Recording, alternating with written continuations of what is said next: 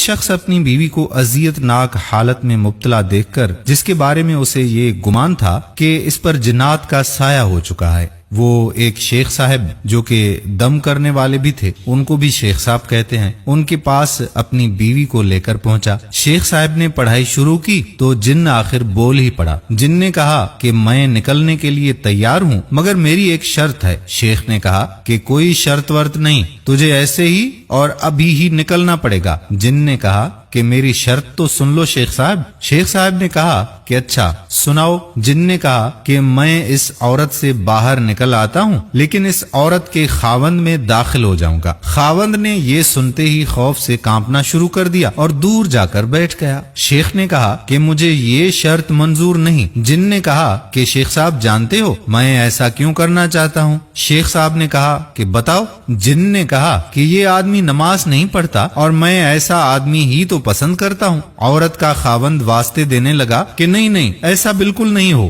میں اس جن کو قبول نہیں کرتا۔ شیخ نے جن سے کہا کہ اچھا بات سنو، میں تجھے ایک راستہ بتاتا ہوں، تو ان کے گھر کے سامنے والے درخت میں رہائش اختیار کر لے۔ جس دن یہ آدمی کوئی نماز نہ پڑھے تو بلا جھجک اس میں داخل ہو جانا۔ جن نے کہا کہ شیخ صاحب مجھے یہ آپ کی شرط قبول ہے اور میں اس عورت کو ابھی چھوڑ رہا ہوں، اور وہ اپنی بیوی کو گھر واپس لے کر چلا گیا۔ کچھ عرصے کے بعد اس عورت نے شیخ صاحب کو فون کر کے اس کا شکریہ ادا کیا، تو شیخ صاحب نے باتوں باتوں میں اس کے خاوند کا بھی پوچھ لیا۔ عورت نے کہا کہ شیخ صاحب وہ تو آج کل نماز سے پہلے جا کر مسجد کا دروازہ کھولتا ہے۔ شیخ صاحب نے کہا تو بس پھر ہم نے اس جن کو ملازم رکھوا دیا ہے۔ شیخ صاحب نے عورت سے کہا کہ بیٹی میرے تو وہم و گمان میں بھی یہ طریقہ نہیں آ سکتا تھا، میں نے تو بس وہی کچھ کیا جو تو نے مجھے سمجھایا تھا۔ دوستو کتنی اچھی بات ہے کہ ایک بیوی اپنے شوہر کو نماز پڑھوانے کے لیے کیا کچھ کر گزرتی ہے، اور آج کے دور کی ہماری بہنیں اللہ معاف کرے۔